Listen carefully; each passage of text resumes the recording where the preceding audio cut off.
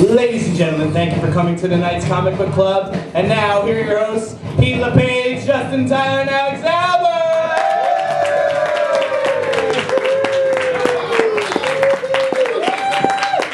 I'm Justin. I'm Pete. That's our man of the booth thank you guys so much for coming out tonight. Very exciting show for you. We're going to welcome our guests out in a second. But first, as many of you may or may not know, they are here in town, our guests tonight, for the Spider-Man Summit. Right. They're figuring out the next bunch of storylines for Amazing Spider-Man and all the ancillary titles. Nice. Pete, Good word. Good. thank you. I read a dictionary and I only got to A.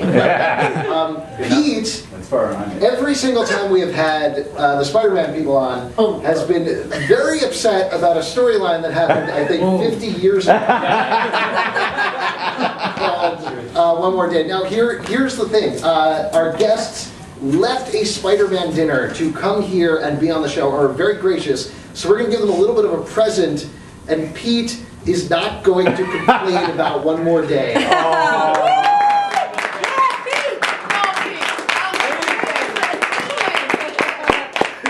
We're going to try. We're going to give it a whirl. See what happens. So you're going to be Banner the whole show. Okay, no Hulk. Big test. Yeah, well, we'll see what happens with that. Let's welcome our guests out. Yeah! Ladies and gentlemen, Mark Waid and Steve Wacker!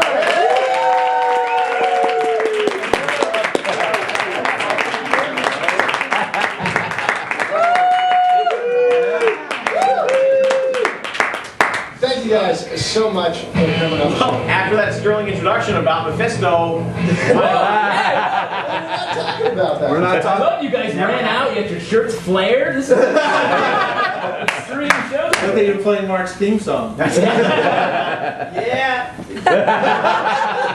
So cool. Let's talk about Spider-Man. What's going on? You guys are in town for the Spider-Man Summit. yeah, And Steve, which number Spider-Man Summit at this point? How long? This is would it a be year yet? the fourth one. We first met in December 2006, planning books that wouldn't be out till 2008. We met a couple times in 07, and one time in 08, I think, and now this one.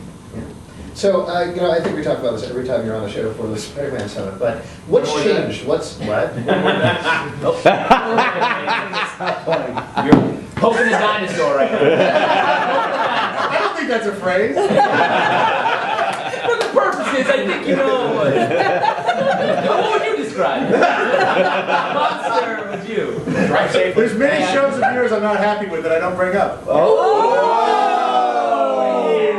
That's all of us. Tip of the hat. Tip of the hat. And a wag of the finger.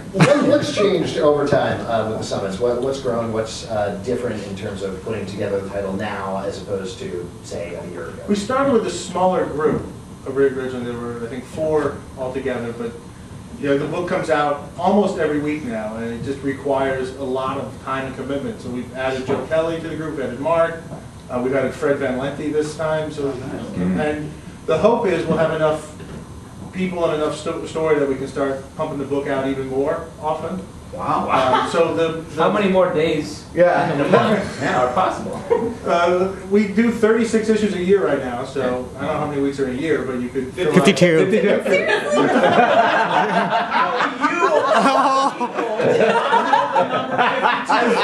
As far as I know, there's 28 weeks in a year.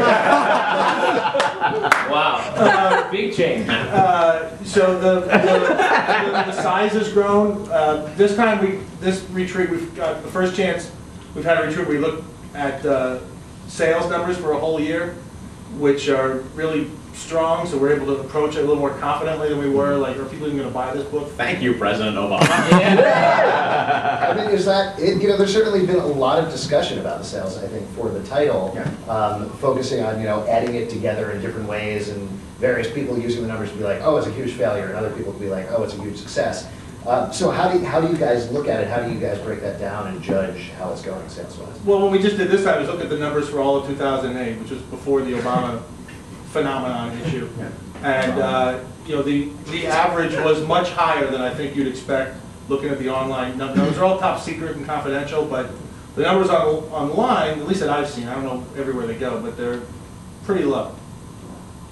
So They're just numbers. they're just numbers. What, you know? what he can't Fuck tell numbers. you, what he, Yeah! exactly. What he can't tell you as an official representative of Marvel that I can tell you as a publisher is that, at Boom Studios, is that all of those numbers that you see online are really low ball, because they're not taking into account reorder activity, which is really strong. You're not taking into account subscriptions, not taking into account a bunch of different stuff. So I say this passionately, and I would say this if I was writing Spider-Man books or not, my hand to God, that if I were looking at these numbers, these are really strong numbers, Right. and I would be very happy with them.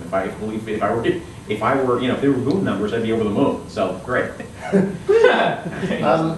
brought up the Obama thing. Actually, on the way over here, I saw a guy just literally in the middle of the sidewalk with a folding chair and 5 copies of the Obama Spider-Man. That was me. sitting there. Wow. I did want to drop it. That is so good that Howard Mackey can find work. That's Getting really. We certainly talked a lot about what went into You don't want to step on Howard Mackey this man. Howard Mackey. Yeah. Maggie built this. We certainly talked a lot about when that issue came out, what went into it. There was a lot of discussion online, and you did the bulk of the issue, right? yes, I give the bulk of the royalties. Yes.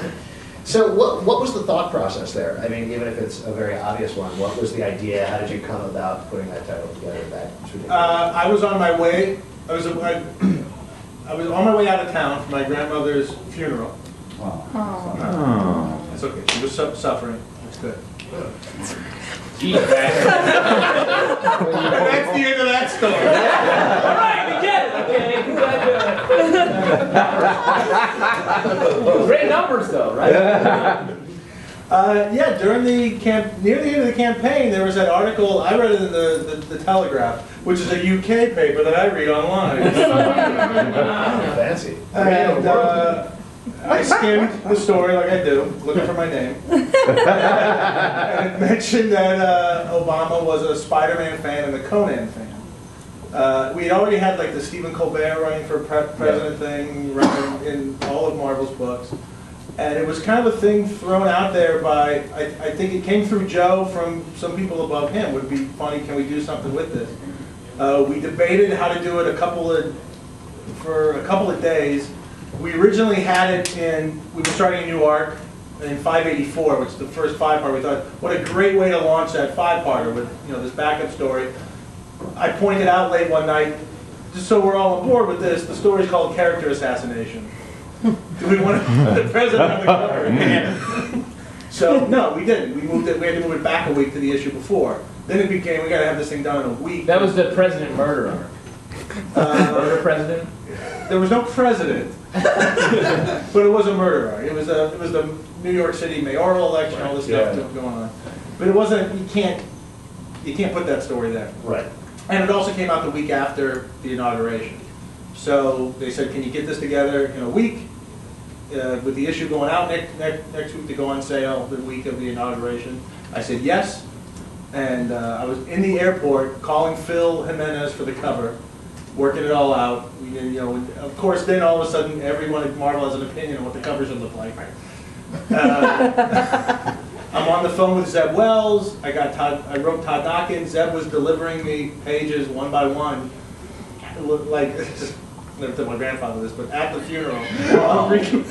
Wow. On my iPhone, read. And I don't know if you felt that, but that was the audience turning against you. it's fine. The issue came out. Wow. My grandmother was a big Spider-Man fan. I would have been happy. And it all came together extremely fast.